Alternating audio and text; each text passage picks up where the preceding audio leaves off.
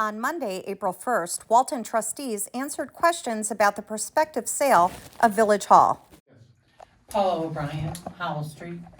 I noticed the for sale sign for this building. I was surprised that it was out there without a whole lot of discussion about it. I know you mentioned it, and I've read it in the paper, and you have talked to the WTPA about your thoughts about it. I'm not representing the WTPA right now. I got it. But it seems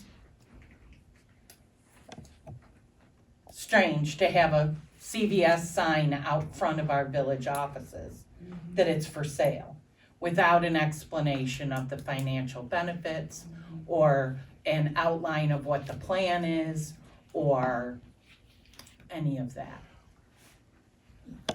Well, you know, I did go to the meeting one time and talk about it. You did. We have been talking about this for a while. It's become a white elephant here as far as the flood insurance alone is $15,000 a year. All the other expenses here are very expensive. We keep getting notified that we're not ADA compliant with the courts. Thank God we've used this building for that, but they keep bringing it up. There's a lot of expenses that go with this. So we were putting out feelers just to see. This is like a feeler to see if anybody would be interested. I mean, we don't have any offers. There's nothing been said. What are you asking for the building? Well, what it's assessed for is probably more than what we could get. It's assessed for about $800,000. I don't think anybody's going to pay that. My feeling is it's going to be board approval. My feeling is if we ever got a decent offer from like a committee like yours, we could probably, as long as we can do it legally, all I want, whatever it's going to cost to build something on one story just to get us where we're over there, we're not looking to make a lot of money. If it's possible. It may not be possible. It's just, but you don't know unless you go out and at least ask. You already have a for sale sign out, like it's for sale.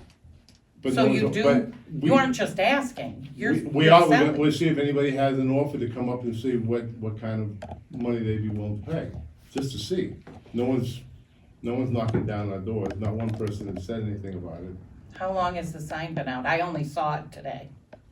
I don't know what that, okay? Okay. Probably why nobody's knocking down the door yet. Well, What I'm concerned about as a citizen is that it is a community center in addition to the village offices. correct. And there was a great outcry when we needed to purchase the The new, camera, yes. the new movie equipment, and the village stepped up hugely. So obviously they want it to continue. That's been very obvious from the beginning. And what I'm concerned about is if the building gets sold, all of that goes away. We don't know, Well, because no. depending on who buys it. Well,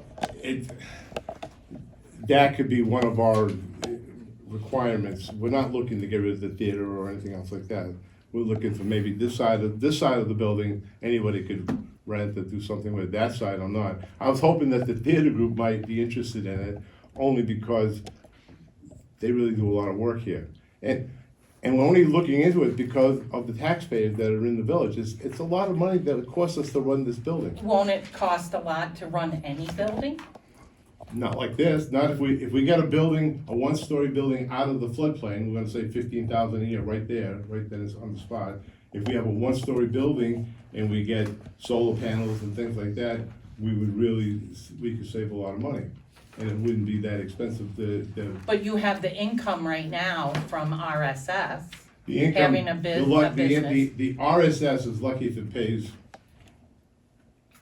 I don't know how much we get It from doesn't it. even pay for the heat. Doesn't pay for the site thought so. It doesn't even pay for the heat. I'd like to add to your conversation, because I.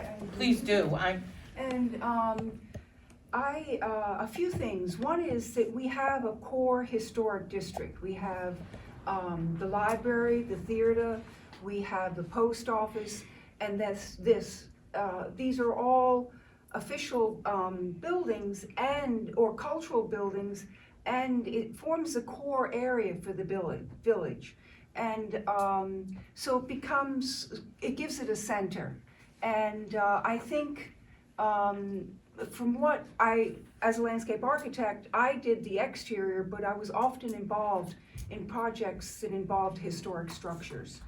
And I think that these are all things that have to be done in the maintenance of building: a roof, windows, HVAC, ADA compliance. And it seems like before proceeding with putting up a for sale sign, there should be some kind of cultural report of what it would take to repair this building. And also, I would imagine that this building is eligible for the National Register of Historic Places, which has excellent tax credits. I think it would be more work, but I think it's worth it to continue to invest in this cultural center of the village, rather than sort of fragmenting and putting the court and the village town hall outside, or the village hall.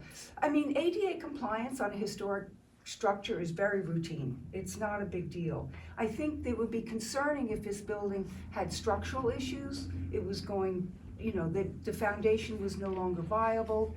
Okay, we're paying $15,000 a year now for insurance. I think you're still gonna need insurance for this building. So I think there's a net difference in the cost. But yeah, I just think it's really important to be solid that, we need to preserve our historic core. I mean, the village has to build from something, but if we start dismantling the core. Okay, I would say that we have to look at all avenues. I can very easily say, we're gonna raise taxes 10%, not a problem. It costs $300,000, Yes, it is. we'll pay it. I got that. That's what, I mean, you gotta take both sides of the coin. We're just looking into it to see if anything is viable. Nothing is in concrete, nothing is that. I love the theater. I would never do anything to try and damage having the theater. I've been here 26 years. I think it's a great thing to have. However, my first obligation is to all the taxpayers in the village of Walton. Every time we raise it, a lot of people here are seniors on Social Security. Some people are on public assistance and others aren't. So you gotta take it all into consideration. That's all we're trying to do. My main goal is to protect the taxpayers. And if we have to keep raising the taxes, then there's gonna be people that are gonna have a problem paying the bills, and then what happens? They lose their homes, so. And don't say it don't happen, because it does. I know there's people now that are eating very little just to survive. And they're going from check to check, wondering, do I pay my doctor's bill, do I pay my rent, or do I pay, so. But is there any estimate of what's needed to do the necessary reconstruction?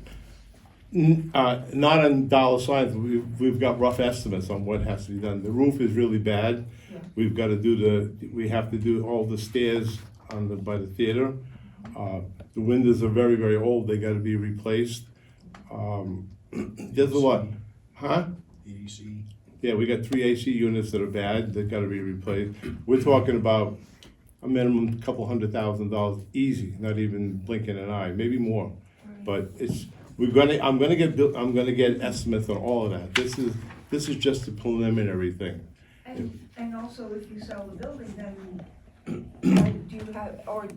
does the village have an estimate of what it would be to build a new building? We're getting numbers. We have a place that's, we don't have the exact numbers right there, but it'd be a lot less than what it would cost to fix this. I mean, probably what it costs to fix everything up, we could be not much more to replace it with a building. We're looking at something 1 story with the middle open for either the court, or when they're not in session, we could have our meetings there, and one end would be for the court, and the other end would be for the village, and that. It's just something like I said, it's all preliminary, just looking around. So, do I think that someone's gonna come up and say, here's, no, but you don't know. If you don't look, you don't know. So we're just looking. Is there an option to have the court on this level? No. And why is that? This room's not big enough, what? No. I don't know what the No, it requirements isn't. are. No, it's not big enough. I mean, they have, sometimes upstairs, they have close to 100 people. You know, this room is only good for, I think it's 25 or 30, I forgot how many numbers. There's a sign someplace, I forget. 35, I think. So no, this wasn't the, we even tried to do the courts up at the town hall, to see if we could do that. And we've tried that, in my 16 years here, we've done that like maybe 4 or 5 times, going up there trying to, it's like going through the same thing, getting the same problem, trying to get a different answer, but it's not, it didn't work either. So, we might be able to work out some other things. You gotta put everything on the table and let everybody know before you do anything. So it's not something we're doing tomorrow. If someone said, I wanna buy the building, I'll give you 300,000 or something, you don't know. Okay, no, and we wanna keep the theater and everything like that as well, so I wouldn't take a chance of losing that either. So, like I said, it's just. That's my main Yeah, concern. that's my main concern either. I do not, under any circumstance, not want to have the theater and the group over there. Oh, no one on this table wants that to happen. Yeah, no. Yeah, anybody interject and say anything you want to say. That's why Don't- I'm here. No, huh? Could you guys buy it?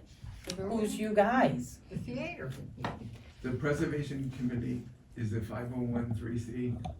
which means, that, I They don't. have- They're a nonprofit. They're a Nonprofit, they have- that has authorization to raise private funding to support the building. A municipality can't do that. The problem with that, though, is that the Theater Preservation Association is a not-for-profit that's run by a small group of people who are mostly over the age of 60. And 30 years from now, who's gonna own the building? Yeah, I'm really basic and have no idea what you guys are talking about, but when the theater and the library got all that money, I thought there would be money that they could use to buy the building or do whatever repairs needed to be made, or to maybe help out more with the repairs, so that this wouldn't seem like that big a deal. Is what I thought, The but I library- don't, but like I said, I'm really basic, I don't know things. The library owns their building, they're their own committee. This is different because it's a municipality that owns the real estate that the theater is housed in. So we're like a landlord. But if the library made a deal with the village that they would cover some of the repairs, maybe this wouldn't even be coming up. Do you know what I'm saying? Well, the library I mean, I needs don't wanna to, piss anybody no, off. no, but- but the basic thing that I see in that, and I'm not speaking as a WTPA member right now, even No. though I am one, I'm speaking as a private citizen. And what I know from this is that the library needs to protect their building, their issues, their weathering in the building that needs work and all of that. So their money's gonna go for that. Yep. That makes sense. The WTPA has some money also Mhm. that would be available, but like Nate said, there's a organizational structure that would need to be in place in order to keep the building in perpetuity and be managed and financed and staffed the way it needs to be staffed. And right now, because of the people that are helping run it, that isn't available completely. They've talked about it, because the mayor did come to the WTPA and talk about it. There's been discussion, there's been talk. It's just, I wanna make sure that it's the right thing for the village to do, to give up the building. That's my concern right now. Right. Is that it's the right thing for the village to give up the building that has all this history and all this, assets for the village in it. What I'm hoping can spur from this moment is that it's an opportunity to create renewed partnerships with all the organizations that have skin in the game, like the committee that's restored, that maybe perhaps we can look at some shared services, shared costs. That would be cool. But, we have to think of the reality of a new building and the chicken scratch money that we get from Albany. What is it, 20 grand that we got for an I&I project? When there's millions, hundreds of millions of dollars up there. what's the reality of getting that assistance to build a new building, you know, and be realistic with what what the path we're going down with this sign out there. So, I'm hoping this is an opportunity to have frank discussions and with all the stakeholders, because this, look at the walls. I mean, I don't know how many people in those photos have been meeting in this room, but it's survived well over 100 years, survived during World War I, and I'd hate to see it, its demise from the lack of coordination and communication with stakeholders. That would be a tragedy, so. That's what I wanted to say. Thank you. You read your mind. You said that very well, Maxine. Thank you. So thank you. No, we're not just rushing into anything. I mean, we all want to keep the building the way at least that side, the way it is right now. So, I mean, I've said this from the beginning, I feel very strongly about having that there. So, I'm talking to everybody. I got a meeting this week coming up with the O'Connor Foundation. You know, they may come up with the O'Connor Foundation, you can borrow from 500 to 300,000 for a grant. There may be something like that. I was just told there's another organization called the what's it called? Me Foundation. The Me Foundation, which I never even heard of. There's another group like that, like the O'Connor. I'm gonna look into that. So I'm gonna do every opportunity to find everything that we can to find out. So there's a lot of stuff going on in the village. There's a lot of things that cost a lot of money for the taxpayers. And again, not to keep repeating myself, our first goal, not mine, our first goal is to make sure the taxpayers are okay, that we don't overburden them as much as we can. So that's it. So we will look into it much deeper, okay? Thank you. To subscribe or advertise, call 607-464-4009.